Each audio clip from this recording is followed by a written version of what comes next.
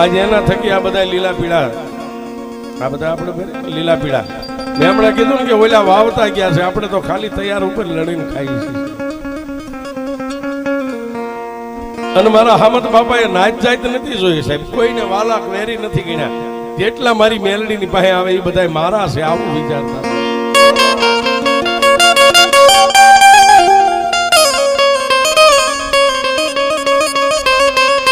જેને એ પારકાને પોતાના ગયા ને સાહેબ, એના નામ અત્યારે આપણે બોલીએ. જેને પારકા ના હોય, જેને આંખની ઓળખાણ ન હોય, નાતે નેડો ન હોય, પણ એ કદાચ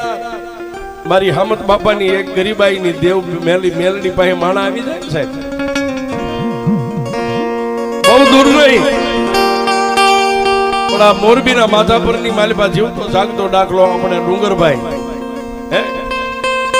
સાહેબ, આની જેથી કાયા લથડી ગઈ ને, જેથી એને ખાટલો ઢાળ્યો ને,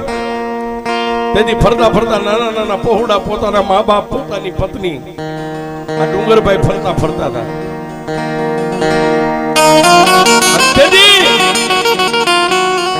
દિનેશ ગઢિયાની હોસ્પિટલની મારી પાસે માણાએ રિપોર્ટ કરાવ્યો ને સાહેબ, તેથી દિનેશ ગઢિયા અને વરાસણા સાહેબ બે મળી અને રિપોર્ટ જોઈ અને તેથી આ ડુંગરભાઈ ને કીધું ભાઈ તને હૃદયની તકલીફ છે, હવે તારાથી કામ નહીં થાય ને, કામ જીવવું હોય તો કરતોય નહીં, હે જીવવું હોય તો કામ ન કરતો. રિપોર્ટ ને ઘરે મેકી અને તેથી આ ડુંગરભાઈ ધીમે ધીમે ધીમે ધીમે ધીમે મારી ગરીબ હામતની મેલડીની પાસે આવ્યા તો આ માણા આવ્યો તો છે આવી અનમાં મેલડી પાસે માથું નમાવી અને હામત બાપાના બે પગ પકડી અને તેથી આ માણા રોવા બેઠો ને, તેથી મારા હામદ બાપાએ કીધું ભાઈ રોવાય નહીં, રોતાને સાના રાખવા તો મારી બાપ રામલાની મેલડી આવી બેઠી. બોલ બોલ. તેથી આ ડુંગરભાઈ ચાવડા દલવાડી સાના રહી અને હામદ બાપાને એટલું કીધું હતું કે મામા મામા દુનિયાની મારી પાસે હું નહીં જીવી શકું, મરી જઈશ. મારો માં મારો બાપ મારી ગરીબ પત્ની સર્જને રિપોર્ટની મારી પાસે કીધું કે તને હૃદયની બીમારી છે, કામ નહીં કરવાનું. હું કામ ન કરું ને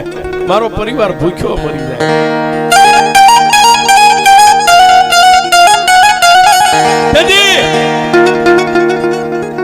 મારા હામદ બાપાએ એક ઝાડની ચપટી ભરીને મારી મેલડીના સાંદીના નાળિયેર સામે આમ નજર કરી અને એટલું કીધું હતું કે માં મારી માટે મેં તારી પાસે કોઈ દી નથી માંગ્યું અને હું જીવીશ ત્યાં સુધી માંગીશ નહીં. પણ મારી આ એક માણાની ગેરહાજરી થઈ જાય તો આખો પરિવાર રજળી પડે. મારી ધણીનો કોઈ ધણી નહીં, પણ મારા ભાણેજડાનો ધણી મારી મેલડી નહીં ભાઈ.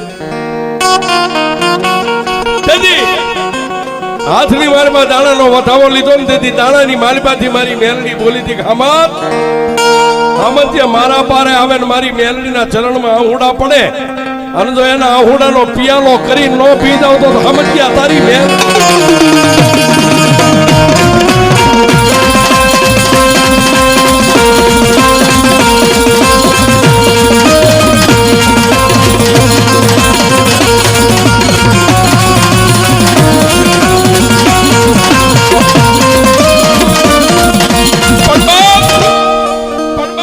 તેથી દાણો વધાવો લઈ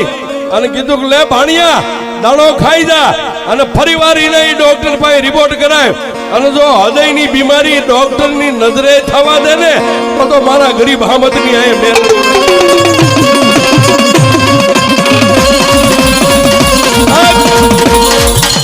આ મેલડીએ આ એક વ્યક્તિના કામ નથી કર્યા, આવા કામ તો મારી મેલડીએ નાચ અને પરનાચના ખૂબ કર્યા છે. પણ એના મોટા ભાઈ દેવરાજભાઈ ના ઘરેથી એમના ધર્મપત્ની બીમાર પડ્યા ને, પછી એક માણાનો વિશ્વાસ બે એટલે માણા દોડીને આવે. દેવરાજભાઈ ના પત્ની બીમાર પડ્યા, કાંઈક ભુવાન ભક્તો ફરી વળ્યા. છેલ્લે પાછા હામદ બાપા પાસે આવ્યા ને, ત્યારે હામદ બાપાએ કીધું કે હવે એ રસ્તો આઈ નહીં થાય, હાલ હું તારા ઘરે આવું. તેથી હામા પગે હાલી અને હામદ બાપા હમદ બાપા તેથી આવડા ચાવડા દલવાડીના ઘરે ગયા હતા અને તેથી બાપ એક નાની એવી વાટકીમાં પાણી ભરી અને બાઈના મોઢે રાખીને કીધું તું બેન 3 વાર મારી મેલડીનું નામ લઈને તને હુબકો આવે ને તો મોઢું ખુલ્લું રાખજે અને મારી મેલડીને કીધું કે એ મારા ગરીબ હમદિયાની ભક્તિની દેવી જોજે હો દુનિયા છેતરે મને મેલડી છેતરતી નહીં અને બાઈને હુબકો આવ્યો સાહેબ એ હાથ કલરના દોરાને મોઢામાંથી કાઢી અને તેથી ઓકાવી અને પેટમાં ઉતારેલું મારી હામત બાપાની મેલડીએ કાઢ્યું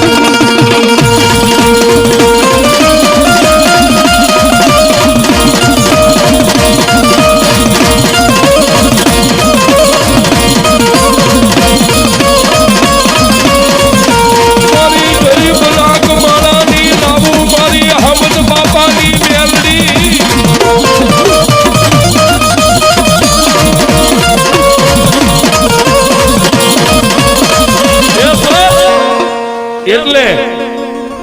આ રાઠોડ પરિવારને કહી છે ને બધાને કહી છે કે જેને ભીતરમાં મેલડી હોય ને સાહેબ જીવાન માથે તો હોય પણ જેના ભીતરમાં મારી હામત બાપાની મેલડી મારી રામા આપાની મેલડી મારી ડાઈમાના પોકારની દેવી બેઠી હોય એને કહી છે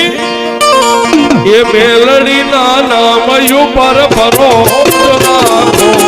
પછી ના કરે કોઈ વાલ એનો વાકો જગજી તાળે મારી માતા હે માં જગજી તાળે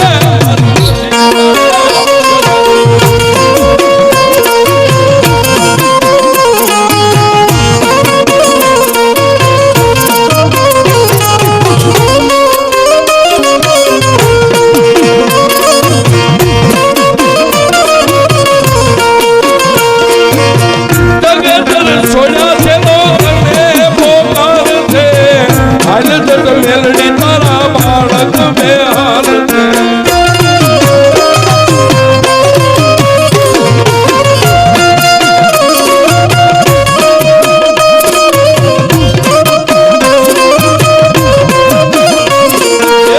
દુઃખના દડા મારી મેલડી મટાડ છે